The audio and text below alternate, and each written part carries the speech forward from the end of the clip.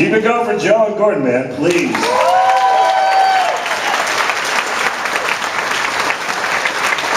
Super funny. Just so you know, you can take your thinking caps off if you're still wearing them, because it's about to get super fucking stupid in here. Just to kind of prepare you for what to expect, I'm in a strange transitional period in my life and in my stand-up act, where last year I recorded a stand-up record, and then a little bit before that, me and my wife had a baby.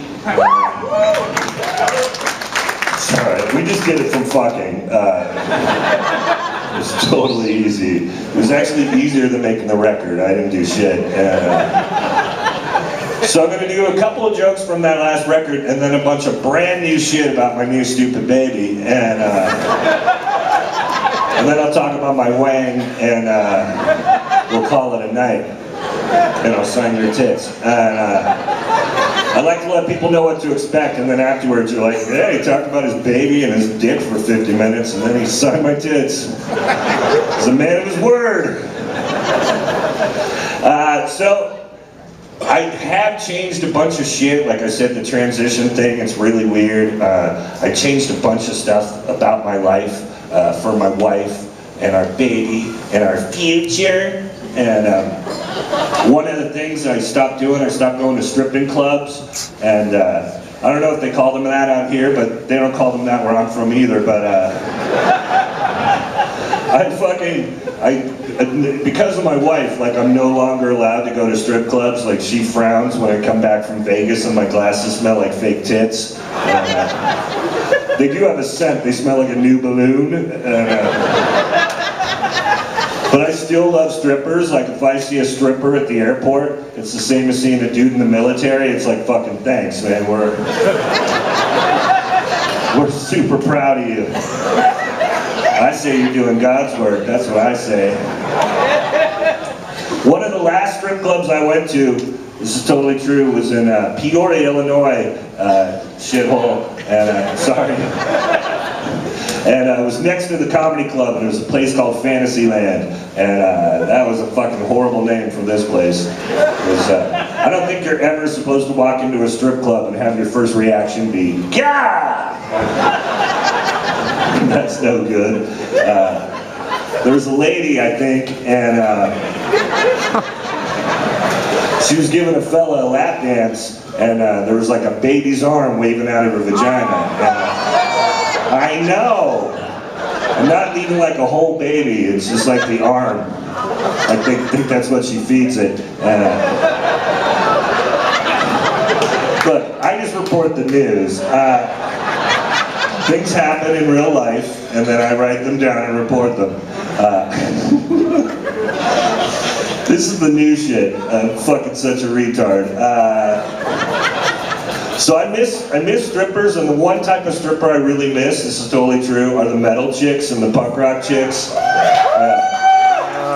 You know, that kind of have no business stripping because they hate dudes.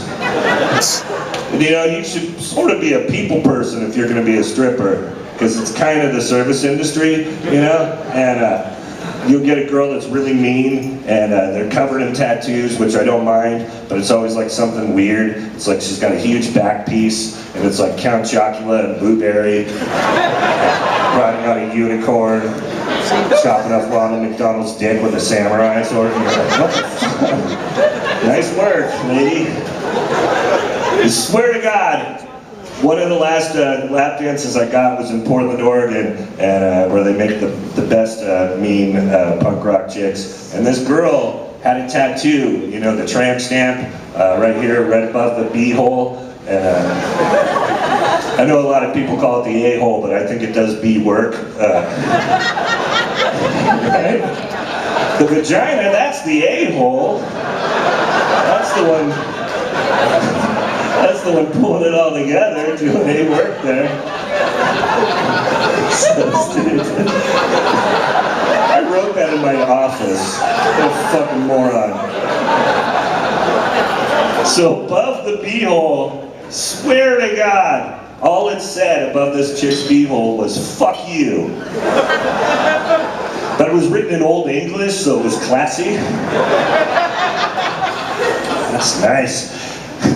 You know the kind of chicks that only dance to Tori Amos songs? About rape, which is all of them. So your wiener's all conflicted. He's like, yeah, I'm happy and sad. I know, wiener. Just go with it. One of the biggest things I changed about myself, which you probably won't believe, especially based on those first couple of jokes, is that I quit smoking pot, and I know. Fuck you. I boo myself every morning when I wake up. I gotta fucking face this shit and be sober? Fucking boo. I have to feel things and remember them? God damn it, boo. And one of the other things I changed about myself, if you've seen me perform before, you know I talk about masturbating a lot. Because you're right what you know. And as I get older, I'm masturbating a lot less because I had a kid and I'm tired all the time now. So, yeah. Now that is the first time somebody booed me for beating off less. That gives me the creeps. So now, pot and my wiener are like Buzz and Woody in Toy Story 3. You know what I mean? They're like, what happened? He used to play with us all the time. What'd we do? Maybe he's going off to college. If I was actually going to college, I would need pot in my wiener. But I'm not, I'm just old. And one of the reasons I quit is it stopped working. You know what I mean? Like I'd just be high all the time and it's just I couldn't get any higher. And you ever happen to get high at 420? You know what I mean? You know, like a lot of stoners, like they fucking love 420. Like they love the date and then they love the time, you know, and they're like, it's 420, gotta smoke, you know. I would just happen to be high at 420 all the time. Like, and just look at my watch and go, oh, that's weird. It's like my body was a bigger stoner than me. Like my body's like, 420's coming up, better roll one up, bro Montana. Did my body just call me bro Montana? I fucking hate you, body. I'm already having fun here, and I'm happy to be in Slayerville. I made the mistake of calling it that on Twitter, and all these dumb fucks from around the country are like, is there really a town called Slayerville? That is so fucking metal. Fucking dipshits. But I already am having fun here, which you might think I say every time I'm on stage. You go, that guy's full of shit. Like he says that wherever he goes. I did not say that at the gathering of the Juggalos last month. At no point during that set did I say, hey guys, it's really great to be here, you fucking retards. I don't know if you're familiar with the gathering of the Juggalos. Are you a Juggalo? I hope you're not a Juggalo because you will not like this. ICP, a band, I guess you could call them that, Insane Clown Posse, a bunch of dipshits, and a bunch of people like them. And then every year they have this festival, and I did it, and it was me and this comic, Harlan Williams, and they take us out there, and it's the middle of fucking nowhere. It's like Children of the Corn country, and you're just driving out there and you think you're gonna get murdered, and then you get there and you're like, I am definitely gonna get fucking murdered. And our Insane Clown Posse fans, you know, I've grown up going to Slayer shows, so I'm not scared of anybody, but there's something about a fat guy in baggy pants with no shirt and fucking clown makeup on that is way fucking scarier than any Slayer fan. And so these dudes, I'm performing at 3:30 in the morning, and these fucking dipshits, anyway, the Juggalos, I get those two words mixed up.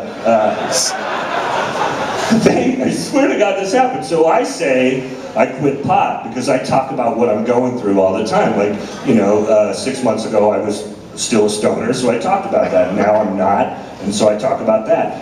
And They fucking booed me. You think the, one table booed me? This was an entire fucking little tent full of these dipshits, and that's all they're like, that's all we got! Boo! And then, I'm doing my set, and I'm doing okay, because I started talking about my balls, and they're like, I like balls. And, my own. And then, I see this guy walking through the crowd, and he's fucking fat and got clown makeup, and he gets to the front, and he's got a 6-foot bong in his hand. And he doesn't say a word, he just sets the 6-foot bong on the stage and goes, I think that means he wants me to smoke it, in dipshit.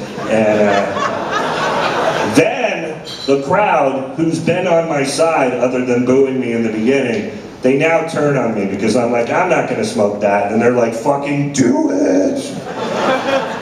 And I'm scared of them, so I fake my way through the 6-foot bong, because you can actually light it and not take a hit because there's a lot of space for the pot smoke to go. And these guys have never heard of gravity, clearly, so it's like a miracle.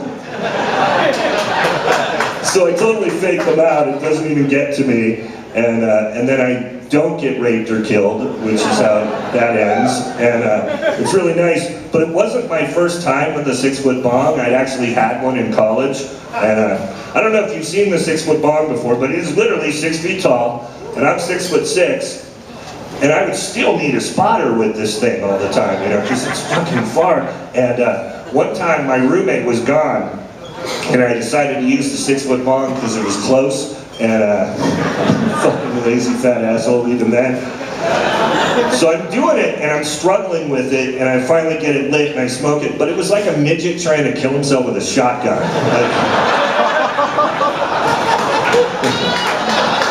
It was fucking super sloppy, but I got the job done eventually. And that was one of the last times I got high was 6 months ago. It was in Portland. I talk about Portland. It was a great city, and I used to do this joke where I used to say to people, it was my opening joke. I would go, "Hey, look, if if you're sitting out there going, and you think you can talk to me and that's going to get Sarah Silverman to fuck you, that's not going to happen. But if you're sitting out there going, I'd like to get high with a dude that's been on TV a bunch, like that's an achievable goal." And so a lot of my nights ended with me like smoking in a parking lot with strangers. And so this is totally true. I'm in Portland and I'm smoking with a bunch of dudes, and then a half hour later we're still smoking and it's only me and one dude, right? Because the other people are like, I'm fucking high as fuck, and they all walked away.